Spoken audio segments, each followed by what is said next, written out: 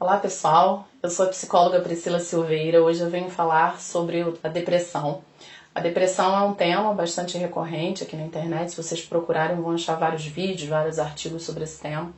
Mesmo assim eu escolhi falar sobre isso porque eu ainda vejo muito preconceito ou banalização desse termo.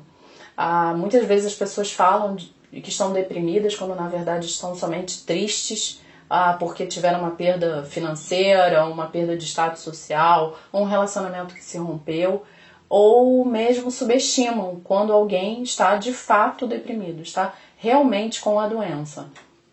E dizem, não, isso é coisa da sua cabeça, vai procurar um trabalho, é falta de vontade, você está acomodado, faz alguma coisa que isso passa, né? E todas essas falas, né, são a partir de relatos de pacientes que dizem que escutaram coisas como essa e esse tipo de intervenção, esse tipo de reação não ajuda, pelo contrário, prejudica quando você está com uma pessoa realmente deprimida na sua frente e diz coisas como essas para ela. Às vezes, muitas vezes por ignorância, às vezes a pessoa está de fato tentando ajudar, mas fala coisas que acabam piorando a situação. Então eu venho falar aqui sobre alguns sintomas principais da depressão para ajudá-los a identificar quando estão, se tem alguém na sua família, algum colega, algum conhecido passando por esse processo, para que vocês possam ter uma intervenção que mais favoreça, mais ajude do que prejudique. E se você está passando por isso, ajudar a identificar e procurar tratamento. É uma doença e precisa ser tratada. Um dos sintomas da depressão é o humor deprimido. O humor deprimido ele é caracterizado por sentimentos de desesperança. Então, uma pessoa passa a acreditar que qualquer esforço que ela fizer, que qualquer tentativa de mudança vai ser em vão, que ela não vai conseguir os resultados almejados, os resultados desejados. Então, é melhor não fazer muita coisa porque o desfecho provavelmente será ruim. Há uma tendência mais ao pessimismo e ao negativismo. Sentimentos de vazio também, ela pode ter sentimentos de perda de sentido, como se as coisas realmente já não... Coisas que antes faziam sentido, deixam de fazer sentido para ela. E o sentimento principal, que é o sentimento de tristeza. Uma tristeza acentuada que permanece durante o dia ou na maior parte dos dias. Há perda de prazer, há relatos de perda de prazer, coisas que antes a pessoa sentia prazer, ela deixa de sentir prazer. Há um esvaziamento, né, do prazer e também pode haver também a perda da libido, a perda do interesse sexual. E às vezes o companheiro ou a companheira não compreendem e acham que aquilo é pessoal, porque perdeu o interesse por mim, não é. É um problema que a pessoa está passando, não é em relação ao parceiro ou à parceira, mas um esvaziamento do prazer, né, do prazer sexual e do prazer pela vida de um modo geral.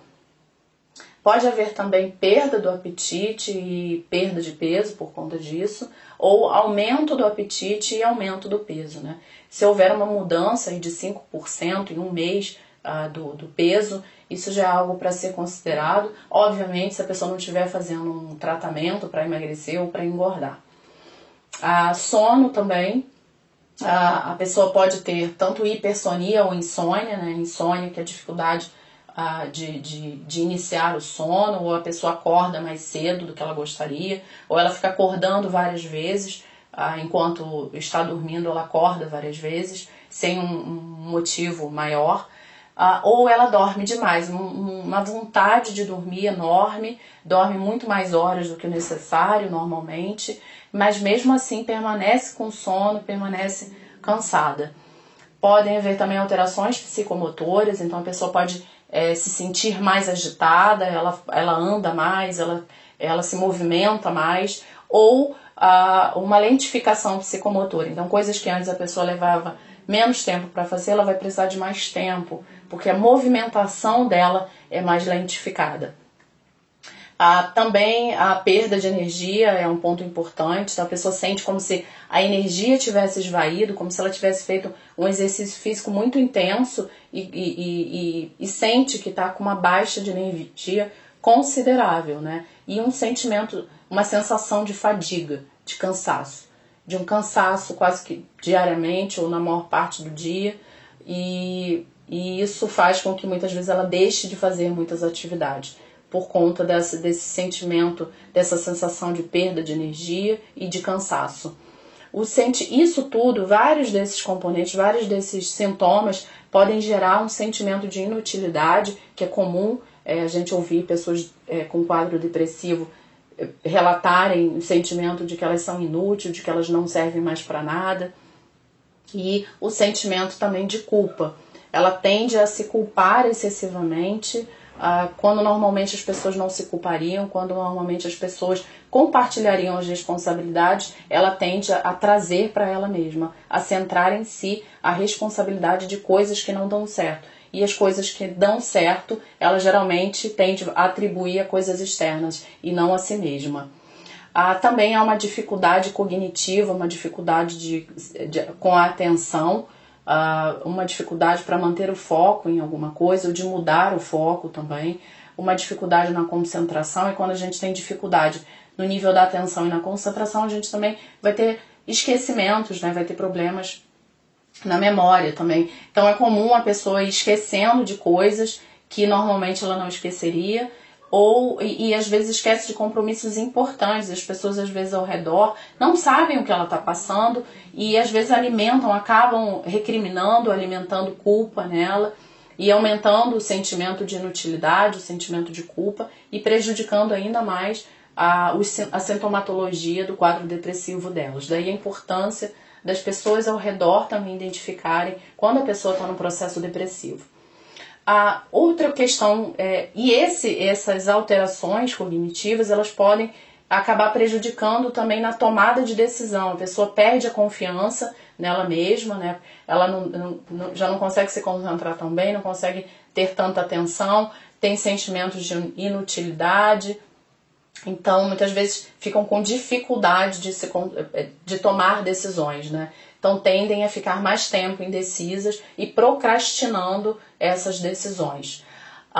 E também, por fim, um outro componente importante é dos pensamentos em relação à morte. Não tanto preocupações com doenças ou coisas do tipo, mas ideias de que seria uma saída à morte, né? Que talvez a morte fosse um fim desejável, né? E eu vou acabar com esse problema, eu sou inútil mesmo, eu não mereço, eu sou um fardo na vida das pessoas, eu não ajudo em muita coisa, eu estou atrapalhando demais, então talvez seja melhor eu morrer. Esse componente, obviamente, é um componente super importante da gente dar atenção. Então, se você conhece alguém que está passando por isso, se você está tendo esse tipo de pensamento, ou esses sintomas aí que eu tenho relatado, é importante que você busque tratamento. Pessoas ilustres, pessoas maravilhosas já passaram ou podem vir a passar por processos como esse. Isso nada tem a ver com ser fracassado ou não ser merecedor ou merecer a punição. Isso é parte, esses pensamentos, esses sentimentos, essas ruminações, essas avaliações negativas sobre si mesmo, é um sintoma desta doença. Não descreve quem você é. Um pensamento é só um pensamento e pode ser um pensamento condicionado por um quadro depressivo. Então você não tem que acreditar nesse conjunto de pensamentos que estão passando pela sua cabeça por conta da depressão. Procure tratamento. Bom, eu estou chegando ao fim, né, desse vídeo. Eu espero ter falado aí, ter esclarecido, ajudado vocês a entenderem o que é a depressão. Eu sou terapeuta cognitivo-comportamental, faço atendimentos online. Quem quiser saber mais sobre atendimentos online, me escreva. Eu deixo os meus contatos aqui na descrição do vídeo. Muito obrigada e até o próximo vídeo.